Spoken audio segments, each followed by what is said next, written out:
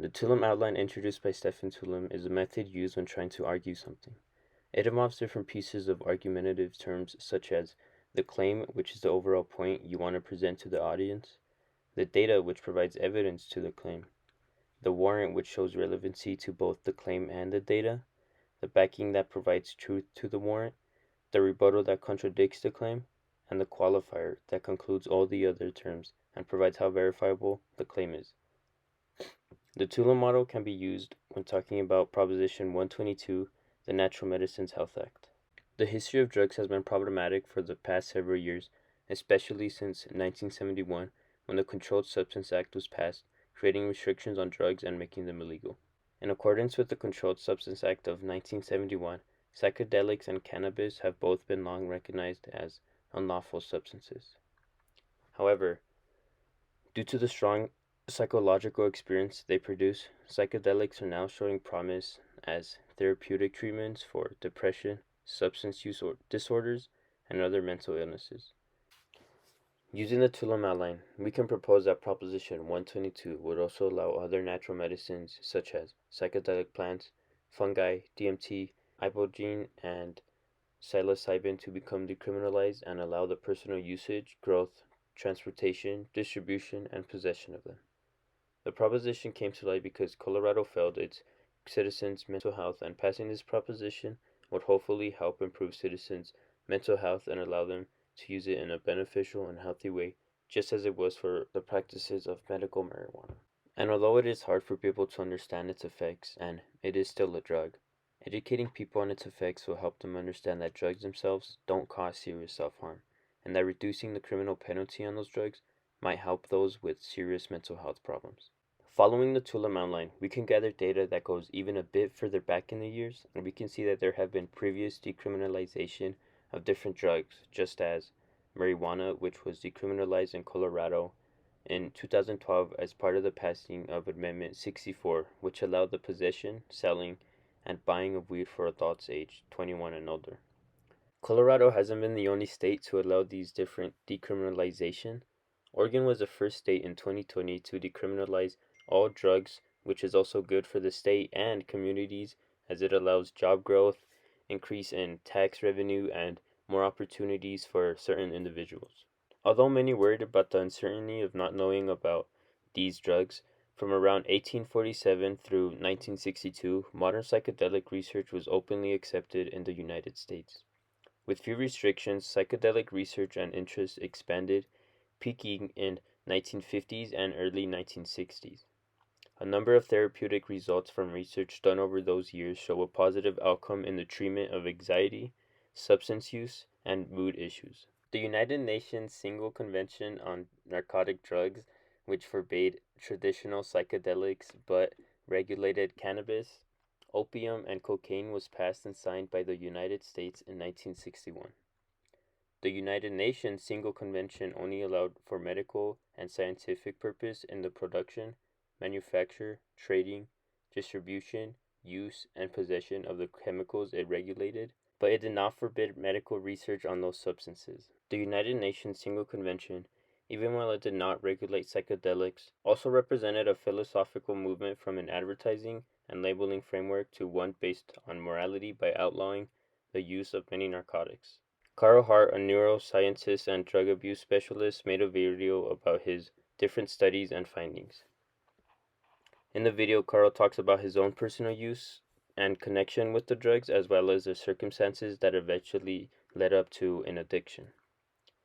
He talks about different drugs like cocaine and heroin and how addictive they are, and here is a clip of the video. So we brought the cocaine users into the lab.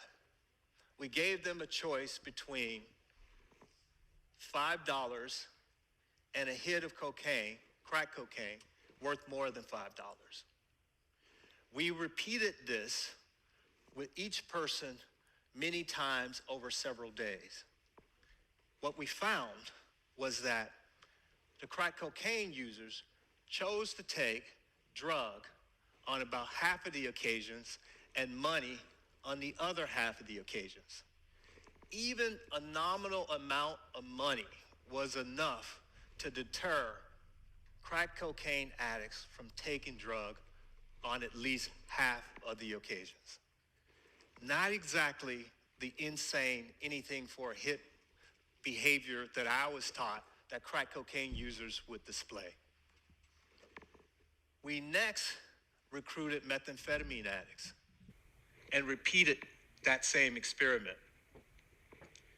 Just like the crack cocaine users, the methamphetamine users chose to take methamphetamine on about half of the occasions and money on the other half of the occasions. We next raised the cash reward to $20. And when $20 was the alternative, the methamphetamine users almost never took the drug. They predominantly took the money.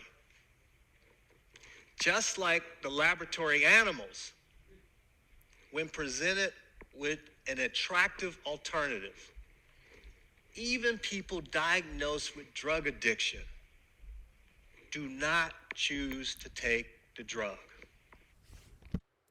So just to recap on Carl Hart, drugs aren't really addictive and you could take as many as you want. These different findings as described by the two-man outline can relate to our claim and data. On Proposition 122, it shows the usage of these different drugs and their effects. It also shows that previous studies are done to find out more about the outcome of drugs and the future studies that will continue.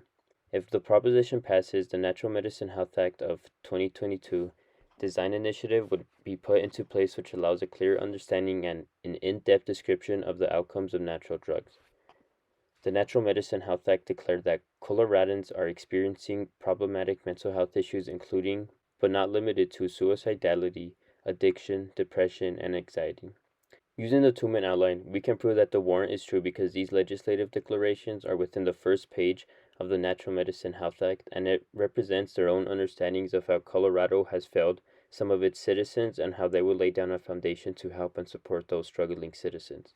Although there are many reasons for the positive outcome of the proposition, the two-man outline includes a rebuttal that includes evidence that negatively but reasonably represents the proposition and contradicts it.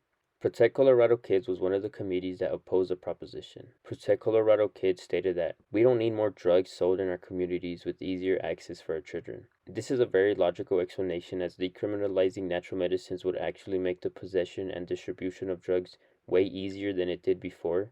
The Natural Medicine Health Act has a fairly good understanding and restrictions as to who is able to possess the drugs. Throughout the article, it states that adults aged 21 years of age or older are able to access it, and under the personal use penalty section, it talks about the person under 21 distributing, using, and is in the possession of natural medicines is subject to a drug petty offense and is subject to no more than 4 hours of drug education or counseling at zero cost. Additionally, the section for regulated natural medicines access program, it is required that the department adopts rules to establish qualifications, education, and training requirements for facilitators who must follow them in order to be introduced to the natural medicine services. This authorizes and ensures that the people who are dealing with these natural medicines are well trained and are educated and know more about the drugs than the general public. The Natural Medicine Health Act also talks about how natural medicines have been used safely for many years by different cultures as either a part of rituals or healings. Just as in the previous eras,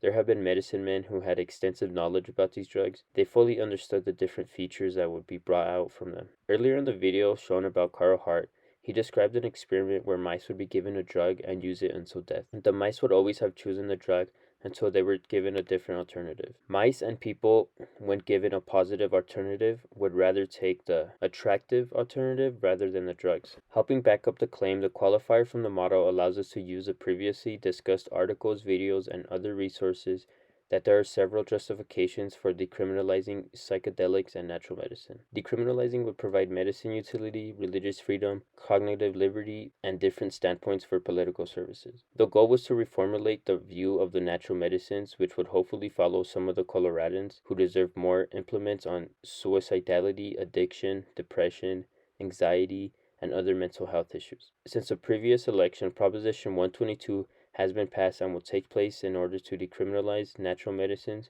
which hopefully help those dealing with mental health issues. Thank you for watching.